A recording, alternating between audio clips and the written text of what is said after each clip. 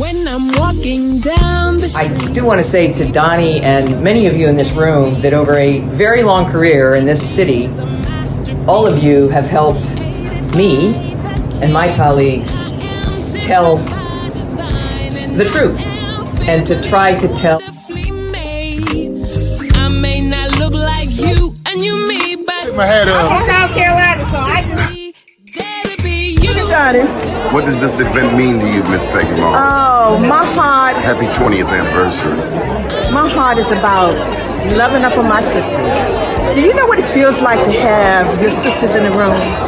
John. And that'll be different and unique. I'm gonna be the best me I can be by letting His glory shine through. I am beautiful, I am blessed, but not just what you see in the flesh. I'm free from people, free from myself. The doctor lived next door to the janitor, to the reverend, and the lawyer. We were together. Now we get so high and mighty that you create stress for your society because you don't like poor black folks either. That's a health problem. Get yourself together so I can stop being taking care of geriatric people and get back to pediatrics. I thank you, Doni, for all you've done. Let's keep doing it for all the more. Letting His glory shine through. That'll be you, that'll be me, that'll be different and unique. I'm gonna be the best me I can be by letting His glory shine through. And I dare you, I dare you, I dare you to be you.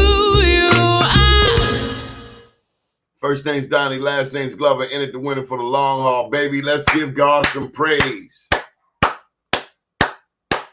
Go ahead, sister. Joining us today, Mr. Wayne Frazier. Good morning, sir. Hey, Doni. Good morning, buddy. Martin Mitchell, how are you, sir? What's going on? What's going on? Hey, Martin Mitchell, did you see the news down in gorgeous Prince George's County that Marilyn Mosby is free? Free like a birdie. I just want to fly. What'd you think, Martin? Well, like Marilyn Mosby, I'm happy she's free, but I know the real battle was the property, so I know she had to relinquish the property. So yeah, I mean, I definitely believe there was. I thought the real prize was not going to jail. Yeah, I mean, I never really feared that she would, especially after all of the noise. Oh, they were trying to mash her, shorty. I hear you. I remember the years that were thrown at her. What do you think, Mr. Frazier? You've been around the sun a couple times more than me. What was the victory? Again, the victory was her not having to spend any time in prison. That was devastating. If it had occurred, I think the best thing that could come out of it now is that she doesn't lose her license to practice law, because that's her livelihood. And I don't think other things, you can get those things back. Right. All the material stuff you can get back for sure. But it's a message, and our black politicians never ever seem to understand it. It's a double standard. We cannot do the same things as white politicians. We just can't, and we never will, as long as, well, in the next 100 years, I guess.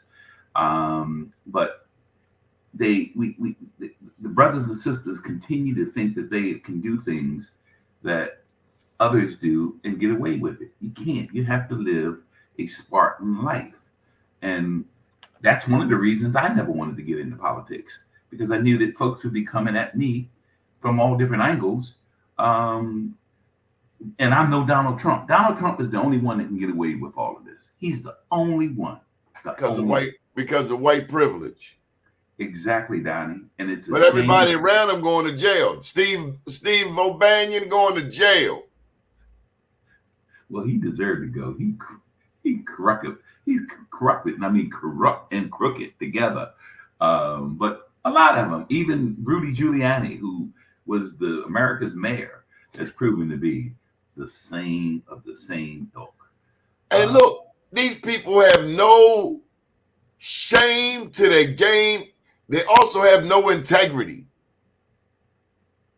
None, Donnie. They would sell their mother. And I do we look at drug addicts and we look down at those, oh, they're a crackhead, oh, they're a dope fiend. These people, that's a sickness. That's a health. These people, their sickness is greed and privilege. Yes. And privilege. That's correct. What do you think about Donald Trump there, Martin Mitchell? It's funny that you say that, right? Because just this morning I was jogging and I saw a video of two New York rappers coming out to a Donald Trump rally, and I watched it and I was like, wow, look at this, right? Were they And black? yes, they were Hold the up. two. Two A black lot of black. rappers. Were they aware of the Central Park Five and Councilman Yusef Salam there in New York City? The time that they stole from his life over a lie? Rapper. That's one of my problems with some of these rappers. They were probably aware of it, but if it matters to them deeply, I don't think so. I don't believe so.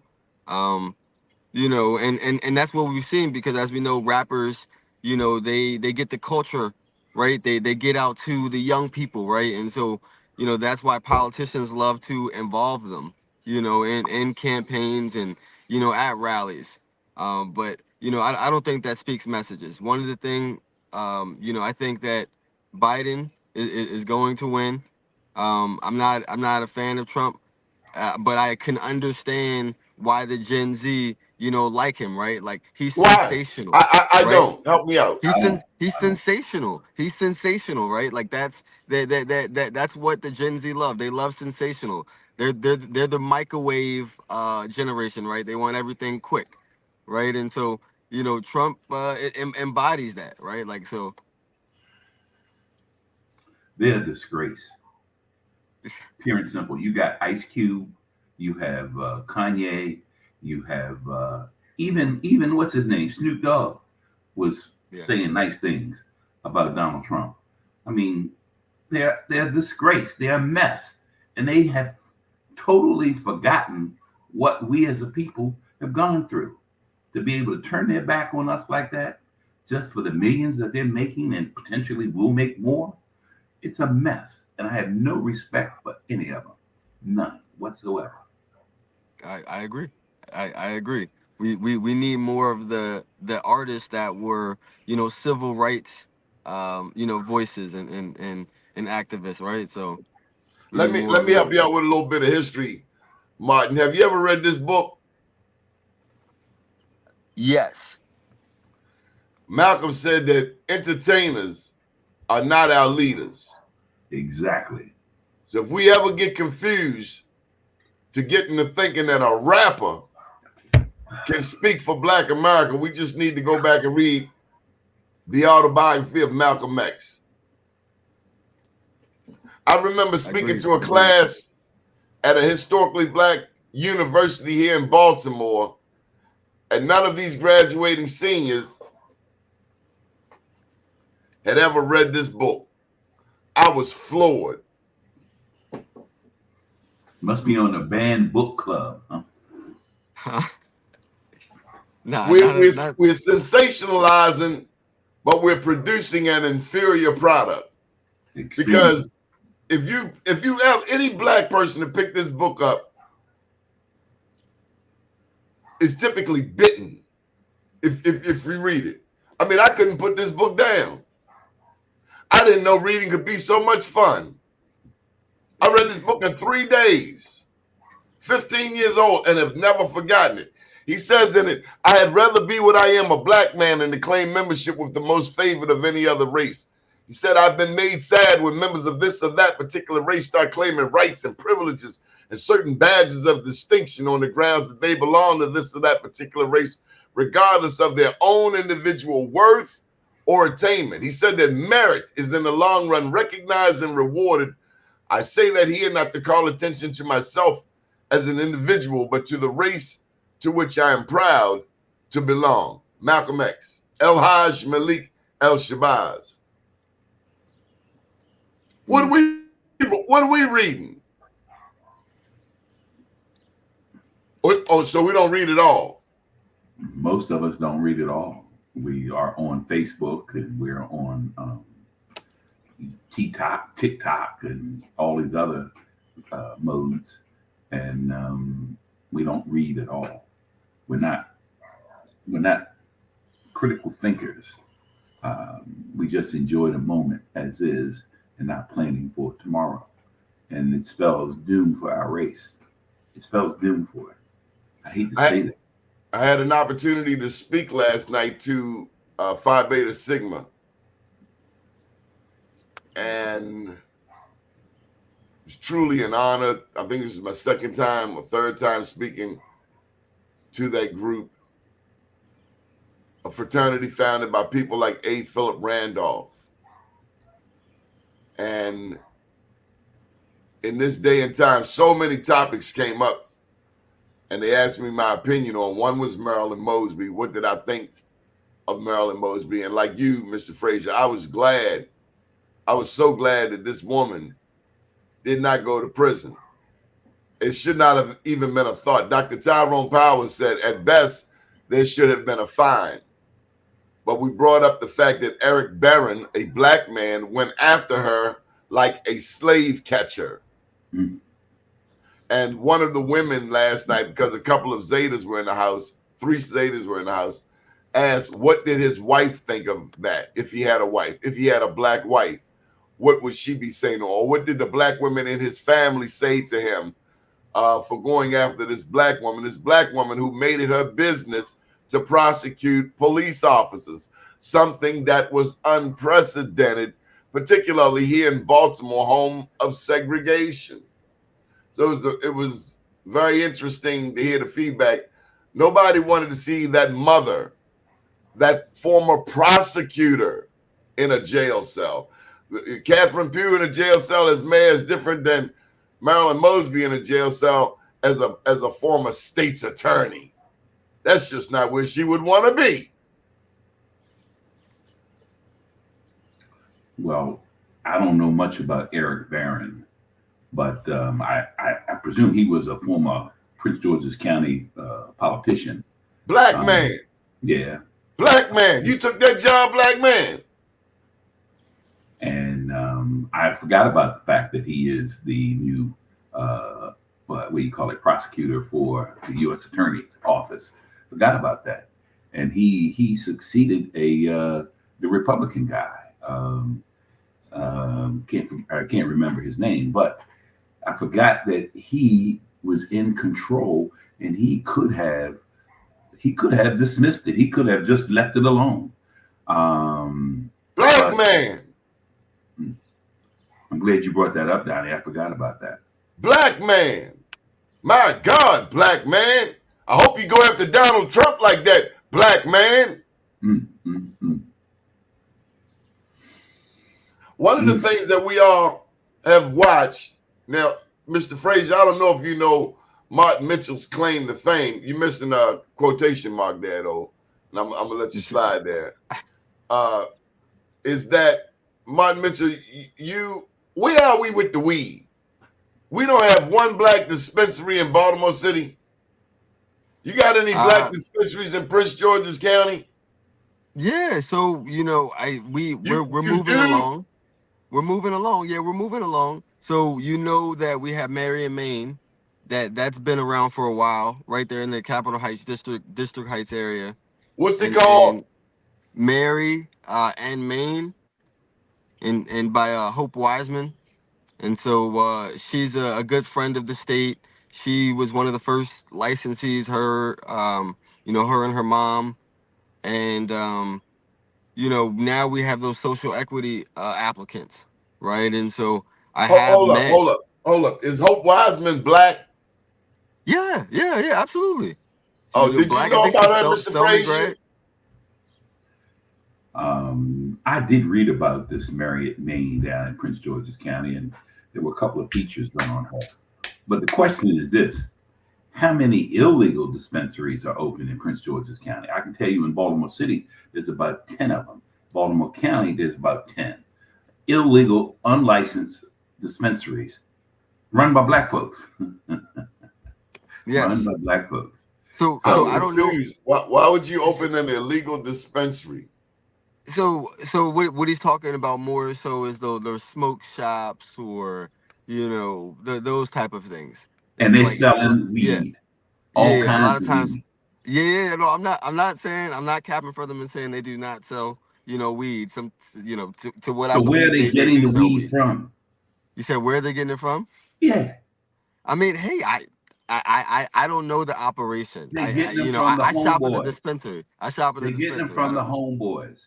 And look, some of these cats are even flying it in through Southwest. What you talking about? Southwest, like commercially? Yes, Oh, trust me. I I have a yeah. I have He's a dropping license. bombs right now. He's dropping I have bombs. a I don't license. know about all that. I have a license to process. We haven't opened up our shop yet, but it's a significant. It's about 11 black folks. We've come together, and so we were approved way back in 2018. What the hell's taking you so long? Yeah, I didn't even know you had a processor license. Jeez. Okay. Yes, they fought us. The commission, the cannabis commission, Tonberg, I believe his name, Tallberg. Will Tilburg. Yes. Are you one of the like H1, H2 licensees? H1. Oh, okay. Okay. And they didn't think we were real. They thought we were fake. We went through a hearing to the district court, and ultimately we were approved by the judges there. And then in 2022, we were finally awarded our license. The problem is that the market has changed significantly.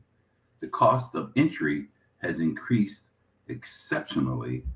And who keep lifting the price when we supposed to have more black elected officials percentage-wise than anywhere in the country? Who keeps pushing us out of the game? And why don't we have a black dispensary in Baltimore? So that's a multifaceted question.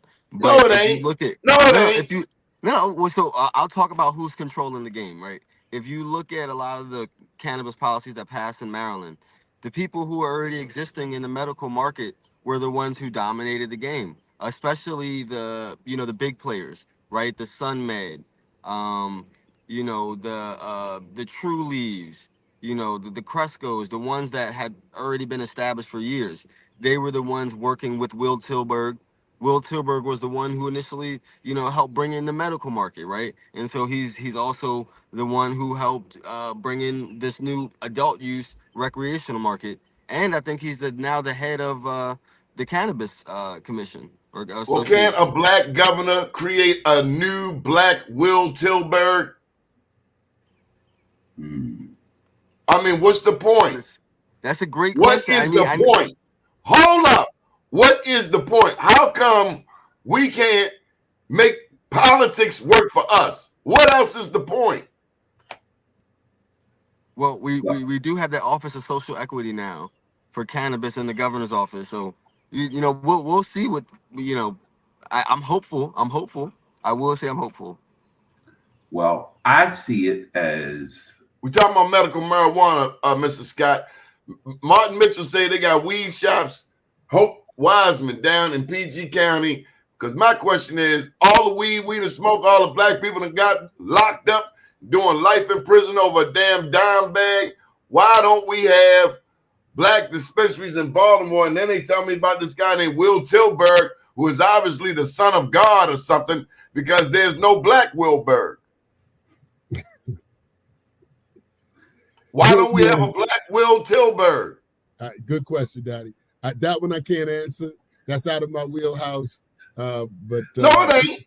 No, it ain't, because the election gonna be coming up, and I want to know who's gonna put me a Black Will Tilburg in power. Because this white Will Tilburg got white dispensaries all over Baltimore and black people buying all the weed, and I got a problem with that. But here's the big issue. In order for it to be legit, and this may take the controller's office to get involved, we need to shut down all of those illegal dispensaries because they are operating without any regulation whatsoever. And they take cash, they take credit card, and I've visited most of them, and they don't even have security. Are they blocking you from what's stopping you and your group from having a dispensary in Baltimore? Well, first you got to have a license, but they're showing that you don't need one. You can just go open up a shop and start selling it. But the question is, where are they getting their product? They're not getting it from legitimate processors because they're under regulations. They can't sell. Now, Mr. Frazier, you said earlier today, you said about black politicians. We talked about Marilyn Mosby. You said a big lesson is black politicians can't do what white politicians can. No, never. Scott. So similarly, black business people are being precluded from enjoying the same benefits that white businesses benefit from. Because only difference I see is the race. If you white, you in. If you black, you back. It's always been the case. Well, we got a black governor. Hello? Well, Doni, he has proclaimed that he will leave none of us behind. And so we're left behind. We are being left behind right now. So, Doni, I think the most important thing for us to do is bring light to various situations. You're bringing light to a situation dealing with cannabis, who is owning the dispensaries, where those dispensaries are going. I will say this. I actually thought that the process for particularly the most recent process for allowing people opportunities to get in the dispensary business, to get in the cannabis business, was probably as colorblind as we might ever hope for, right? We asked people to meet a minimum standard, you put them in a lottery, and then they were selected based on the lottery. We set aside cannabis licenses first for protected classes of people, minorities. So on that one, let's see how that plays out. But I think it's important that we do exactly what we're doing today. And that's the reason I just wanted to jump on for a couple of minutes. You and I had a conversation last night about the bridge and the need for us to be vigilant about how the rebuilding of the bridge and even the emergency work does not miss the moment, does not miss the moment, like the Atlanta Hartsfield Airport, right? Black participation, black business participation in the removal of the debris from the Key Bridge collapse. So we can't miss the moment. We've got to ask the question, and just know that the Legislative Black Caucus in Maryland has asked the question and continues to push on this issue, both the removal of the debris and the assistance in that particular work and what is going to happen with the rebuilding of the bridge. Wayne, I appreciate the work that you are doing in trying to make sure we bring light to this issue so that African-American firms do have the opportunity to participate. I have learned a couple of things that are disheartening to me. And so, I got to call it out as I see it. On the emergency work, the level of participation is extremely low that was required. Could they exceed what was required? I do hope they do. But what I understand is required is a 3% participation level. And to me, it's just not acceptable. Did you say 3%? I said 3%, Donnie. I said 3%. Oh, we're not talking about minority business enterprise participation. You talking about 3%? What's that? That's dealing with carcinogens, or were you dealing with outer space aliens or something? You talking about black business? That number is, and Martin O'Malley, not at all my favorite politician, but he did push 29% across at least 70 state agencies. Where is 3% from? Who does that represent? So what we have been told is that in the emergency procurement, the way that they've developed the scope of work, you have to be certified in certain disciplines, and that they could not find MBEs that were certified in those disciplines. Did they look? Donnie, I'm just sharing what we've been informed of. What are some of those disciplines, just to educate ourselves? A very good question. As I understand it, they were looking for folks that were skilled in construction and deconstruction in marine environments. My concern with that is that it seems to me that there are other scopes of work that could have been considered above water, right? But that was the response that we had. Okay, so let me just intervene in here, Counselor. Mr. Frazier, we brought on the only black tugboat captain in Maryland, one of the only black tugboat captains in the United States, and who has some 3 decades of experience with marine work. Why wasn't he selected, Mr. Frazier? Well, Captain Pegues. Yes, Pegues. To understand how the whole goal setting is set up by the state of Maryland. In order to set a goal on any category, there has to be at least 2 certified, MDOT certified MBEs in that field. At least 2. Pegues is one of one. And sure, he's skilled, he can do it. And they could still hire him and get the MBE credits. But they couldn't set a high goal because that would be unfair. And as Scott said, the underwater stuff, we don't have black divers. Will Tilburg has a monopoly on marijuana, and ain't nobody said a damn thing about it being fair or unfair. Will Tilburg, I heard you, Martin Mitchell. Will Tilburg run the weed. He run the weed in the state of Maryland, giving all of my brothers over the penitentiary, over Jessup House Corrections, over the Hagerstown, over a damn dime bag of weed. And Will Tilburg is Big Money McGriff. Now, but I can't make no money selling weed, but he can. Well, I didn't say exactly. That's not exactly what I said, but what you say? I did say Will is the big. Will definitely is. He's had his hand over the medical, and he's helped now guide us into the recreational. Is he the son of God or something? I mean, can't nobody else make money? I mean, I think there's enough for all of us, right? And even to Wayne's he ain't point, sharing. No, I hear you. But these businesses that now got social equity, like they're now social equity applicants. A lot of them, I've talked to a lot of business owners. They don't know where to go from now getting the license, right? So the hope is that they had a whole commission. They got a whole website. I hear you. So that's a real issue. But Donnie, so what I just stated was a real issue, right? Some of these businesses now have the opportunity to fail, right? But some of them now don't know where to go from point A to point B to actually become operational. And that's why, to Mr. Frazier's point, they just selling weed, because you got them in a box. They got a pound of weed in the back, and they slinging it. Are you mad at them? Willie Adams. Let me give you this one.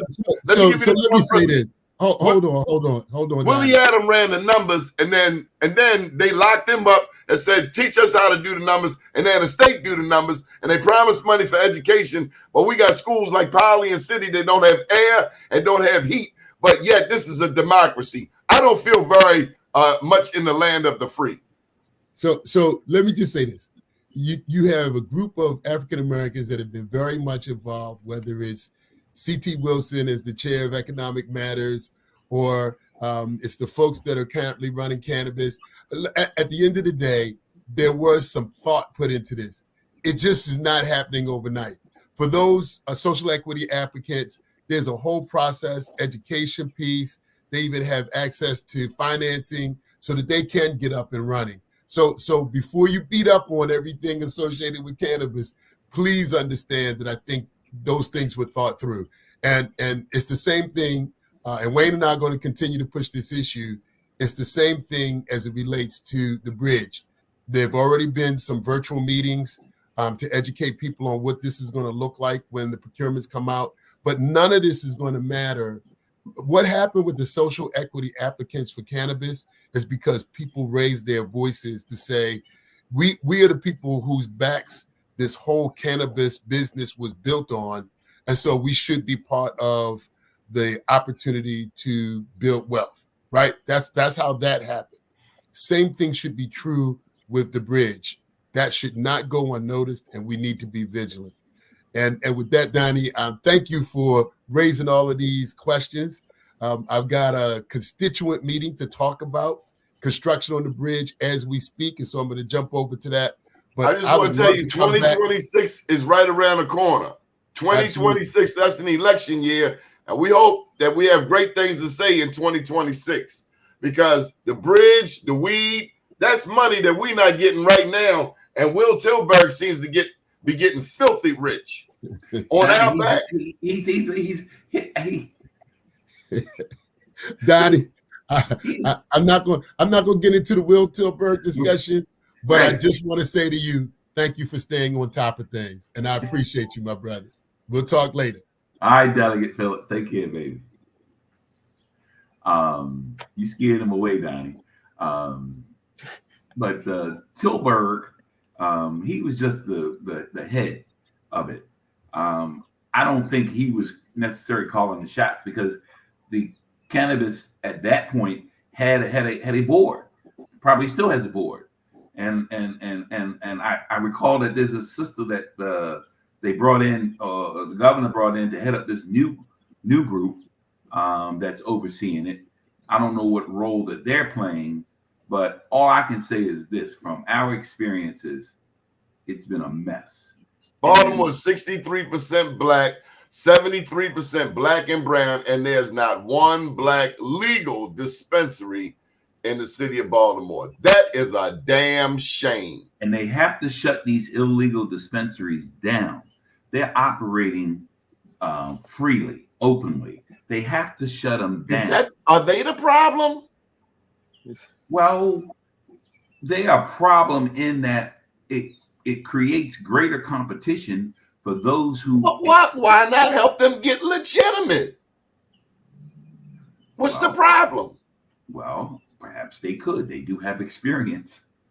Sure. What's the problem? I mean, that's what they said with the bridge. We don't have experience. We can sell weed. Yeah, and they measure it out. They measure it out, not in pounds and ounces, but in what? The homeboys on the corner can measure it out. They got scales. And they know. I can go get you 20 of them right now. They know the different potencies. They know the different types of effects that you will have. I mean, it's enlightening when you go in there, but they don't have a license. The first. So, no, but we trust these white boys who's slinging the same weed. We trust them, right? Well, no. Here's what I would say, Doni. You bring up a good they point. Are regulated, just like DC. You should provide them an opportunity, a pathway. These illegal operators, right? So that's. I just can't believe with all of these black politicians, we are struggling to get black people in business. That is mind blowing.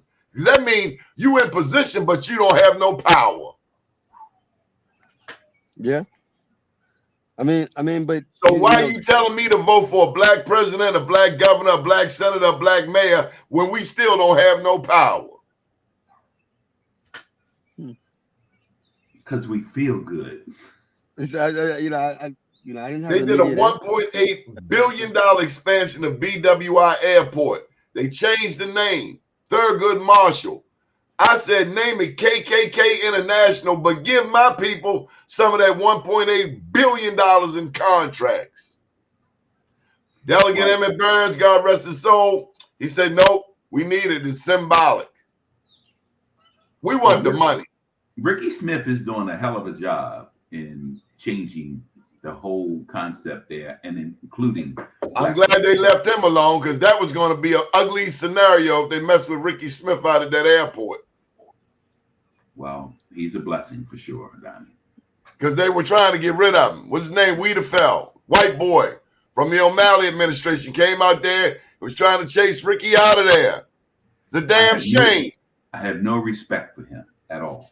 He was let go by Wilmata for poor performance. The trains were remember, and they bring this bum back in the tube. They let him go 2 years ago, and then he resurfaced here. Bad choice. Damn shame. Bad choice. Paul Wiedefield, bad choice. Bad choice. And the only black person he has in his administration is Ricky. And then he brought this young brother in. It was a councilman, a delegate up in the Park Heights area. I can't think of his name right now. Tony Bridges. And Tony is his gatekeeper. He keeps black people away. Is Tony the one that got rid of Sabrina Bass? Yes. We have never forgotten that. Never. Never. Sabrina Bass was an advocate for black business, including at Coppin State. She knew those laws, we call it Comar laws. She knew them laws back and forth. She kept the state straight, boosted minority business participation, even though I hate the term minority. And then you bump her. What's wrong with you, son? 2026 coming. You better get it right. Wow. No respect for Wiedefald. No respect whatsoever. Angela also Brooks. Congratulations. Now I got to tell you, them Republicans going around saying that they pushed her over the hump, overthrown. Said that they registered as Democrats. That's the word that's floated on the street. I don't know about that one. I didn't hear that one. I heard them say it out their mouths. They said we registered as Democrats and put Also Brooks in there because they would rather go against Also Brooks than what's the guy that spent $70 million of his own money? Trump. Yeah. I ain't get none of that money. None of that money. I called him on the phone. He said, I'm going to call you back in 10 minutes.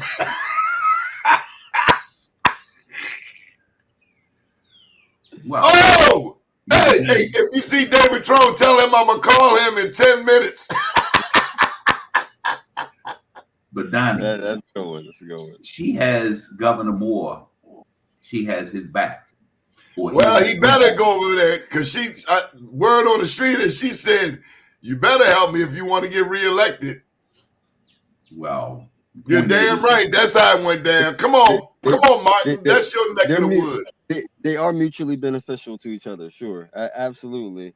But the real truth is, Trone was an obstacle, but the next obstacle comes in November. So I know that we definitely got to be hyper focused because I'm talking to people who I said we. So are we going with Also Brooks or are we going with Hogan? Well, we as in me and most of the people that I'm trying to talk to are going with Also Brooks, right? And so but it's also a weird contingency where there's this Dems for Hogan, right? There's some of the people I talk to. So I just want to know, what is her agenda? Mr. Frazier right here and me, we're big on black business. So a big question for me, Martin Mitchell, is what is her track record advocating for black business? Well, I can't speak about every business, but I know one particular one. It's a lounge in Beltsville. She's helped them grow from having one lounge to now 3 in the county. It's an African Caribbean lounge, and so particularly that's a business that I go to. One of them actually has a studio and a podcast center in it. So I can say personally, she's been very instrumental in giving that business grants, helping that business grow. I can't speak to all of her business development, but I would believe that Black businesses should be front and center. Who is the Michael Group? They're a major development firm. Oh. The Michael Group is a major developer, and they were brought into the fold by Wayne Curry, is my understanding. Yeah. And nowadays they get to determine who becomes county executive. Is that true? They do have a lot of power. They do have a lot of power and a lot of influence. And what was the wealthiest Black jurisdiction in the country? Developers are king. Developers are king. I mean, Well, I thought the voter was king. I thought I had power as a voter. Now you telling me I got Will Tilburg, I got the Michael Group, I got all of these people who are in front of me, but the state of Maryland keeps shoving down my throat. Donnie, you're a Democrat. Vote for the Democrats. Oh, hold up, pimp. $15 billion has come through the Maryland Stadium Authority as a result of the lottery. I have schools in my city without air, without heat. I got a baseball stadium that just got renovated, a football stadium that just got renovated, but I am failing the children of Baltimore City who can't even sign their damn name. How is being a damn Democrat benefiting me and my community? I'm gonna let Wayne answer that one. Well, in reference to Angela Also Brooks. And they lied to you, Mr. Frazier. That big old pond across the street from your old house, it ain't even gonna be what they said it's gonna be. It's gonna be different, Donnie. Where the water at? When they gonna finish? I haven't been around there, so I don't really know what's going on there, Donnie. But where the water at Druid Hill Park? Yeah. Well, again, in reference to Also Brooks, I can't vote for her because I don't live in the state anymore. But if I lived in the state, I would vote for her because Hogan is definitely not the answer. But in reference to Also Brooks handling of Black business, and mine is on the construction and the suppliers and so forth. It's her record is pretty dismal, and it's poor. It's terrible. Why the hell am I voting for somebody got a dismal record on Black business? I'm just trying to understand it because she's Black, she's attractive, she got a long list of endorsements. But do any of those endorsements employ Black people? That's a good question, Donnie. Because if they don't employ Black people, I don't see where they have any credibility. Or is this about not embarrassing Maryland on the national scene because Hogan would then have a deciding vote in the U.S. Senate? That is the case right there. So what are they worried about? That he would support no abortions? Because he said he was against what Trump stood for. And he showed us that. He even lost his girl, what's her name? The girl that ran against Cox, got spanked. Kelly Schultz. He went against Trump and got mashed. Again, Donnie, he was recruited by Mitch McConnell. He will vote the nasty, antiquated Republican line. He'll do it. He'll do it all the way. So I ain't gonna get nothing over here, but if I don't go against him, then I'm gonna get burnt even more. Is that what you're saying? So I'm gonna lose. Or I'm gonna lose big. That's what it is. I'm not in a win situation. There you go. I don't like that. I don't like that. You have the possibility of something or double nothing, Donnie. That's how I think of it. You have the possibility of something or double possibility nothing. Of what? Because we don't even have an agenda with Angela Also Brooks. What's our agenda? The same? I mean, what the hell do they stand for? If you don't stand for Black business in the wealthiest Black jurisdiction in the state of Maryland, I mean, they say Charles County, but PG got a lot more people. If Blacks aren't doing good in business there, how the hell can we be doing business in the rest of the state? Well, but see, Donnie, the Senate doesn't necessarily control that. What controls that is our governor, because he has the budget. They don't have a budget. What I'm saying is God said if you're a good steward over small things, he'll make you a steward over bigger things. Yeah. Where's your accountability on the small things? Yeah. Well, I wish her well. But I just know that every time I've reached out to her to help a Black business person that's Dulce Mile in Prince George's County, I never got a freaking return phone call. Never, ever. Well, you know, we don't like that. One thing I loved about Marion Barry answered his phone for me in Baltimore every time I called him. Every time. We get politicians, Martin, they ain't been in there 5 minutes. Oh, call me back on Monday. I'm not working today. I'm like, are you kidding me? I couldn't get you when you were running for office. I couldn't get you off my phone, but now I got to set an appointment to get to you. You got to hit up that clerk or something. Yeah. Oh yeah, 2026 is coming around, buddy. Look, I hate to sound so negative, but in my 70-some years up in Baltimore in the state of Maryland, it has turned me that way. All of the hopes and aspirations that I had, down the drain, baby, because our new group of politicians, they're all about themselves. They know very little. They think they know a lot, and they're not for the people. They're just not. And Mr. Frazier, tell me about this year's Maryland Washington Minority Contractors Breakfast. You have the largest minority business breakfast in Baltimore, if not the state of Maryland. Everybody and their mother comes. How was it this year? It was an absolute smashing success. How many people? It was about 2,600 in total. Have you seen 2,600 people talking about Black business, Martin Mitchell, in the state of Maryland ever? Yeah, well, when I went to the Mr. Frazier's event the year before, yeah. And the turnout. It's just amazing the number of people who make the connections, and then a year later, they say, "Hey, Wayne, man, at your breakfast, I met such and such, and now we're doing business." Or they provided me with an opportunity. I mean, it's just amazing what goes on in that 4-hour period. And it makes me so proud. If I were to die today, that should be on my tombstone, that Wayne connected folks who he don't even know.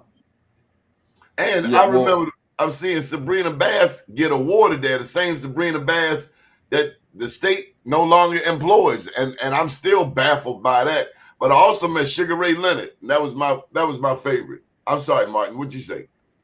No, I didn't get to go this year, so I'm sorry, Mr. Frazier. But I went last year because Mr. Vinny DiVarola invited me, and I think Vinny's a good brother, and I think that what we could say about Wayne in the event is that event is just a culmination of all of the work that him and I believe your wife was involved as well. Yes, please do not forget Pat. She will hunt you down.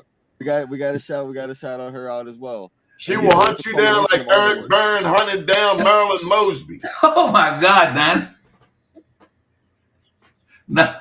Woo. We going back to it. A Black man went after Marilyn Mosby. He hunted her down like she was a runaway African. You're right. But Miss Pat, Wayne, let's talk about Miss Pat. Everybody sees you. You are the face. Right. You are the face of Maryland Washington Minority Companies Association, the face of the Black History Month program. But the truth be told, that's window dressing. Who do the real work? My dear, lovely wife, Patricia. We call her. That's Patricia. A wise man right there. I mean, without her, I would have no wind in my wings whatsoever. She makes it happen. All I do is show up and take credit. To God be the glory. Brother, hey Martin, you get a woman by your side like that. All you got to do is show up. My God. That's what they say. I'm still waiting. I'm still waiting for, You got to look, man. The Bible says it's a good thing when you find one. Woo. We're approaching our 22nd year marriage. Wow. Right. Sing happy early birthday. Now, I saw where Dan Henson and his wife Dell are approaching 60 years. So that's got to be a record in Baltimore for a black man and his wife, or anybody and his wife, to be married for 60 years. That's amazing. That was our former housing commissioner, Martin. He was not only the commissioner of the Department of Housing and Community Development, he also ran the Housing Authority of Baltimore City. He ran 2 agencies under the Schmoke administration. Unprecedented. No scandal, no flaws, no jail time, none of that. And then he went on to run the Henson Group. And he brought his daughter in, and now she is heading up. And he told Martin O'Malley, I will take you in the alley, son. He did. He said, meet me in the alley, son. I'm going to show you what Poe Holmes do. You heard me? He did. I can't. I actually believe that's a real story, though. I believe that's a real story. Oh, Donnie. That's why I love coming on your show. Anything comes up, it's wonderful. It is. And you all black, Donnie, and I love it. My wife is black. My kids are black. My parents are black. And you all black. And I love it. Thank you. Martin, go ahead and put a plug in for yourself before we get on out of here and have a beautiful weekend. As Donnie said, my name is Martin Mitchell, the Cannabis Councilman. Next month is Juneteenth, and we have an expungement clinic at the Laurel Branch Library, working with a bunch of lawyers who have volunteered their time to help people get some freedom on paper, and not just criminal, but some traffic related. And you can hit me on social media at Martin for Laurel. Now, I want to put some clarity out there. Not all crimes can be expunged, correct? That is correct. That's accurate.